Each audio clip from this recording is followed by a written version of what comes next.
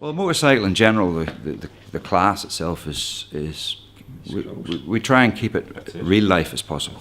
You know, we have projects that are constantly being brought in, fresh machines, new stuff, and we've got KTM LC4 being rebuilt here. It was bought a couple of weeks ago. One of the lads' projects, and they're encouraged to get involved and do a rebuild. If we were to work on something that was a simulated job, like so and so, before you had the confidence to say take off an alternator or take off a water pump, or if you didn't feel right about it and you're not using the tools right, you can use these simulated engines.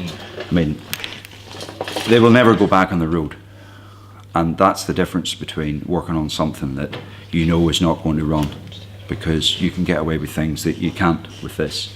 You know, if this will be taken up the road and used for so many jobs and whatnot, and if it doesn't run, it leaks oil, whatever, then it's just not going to work.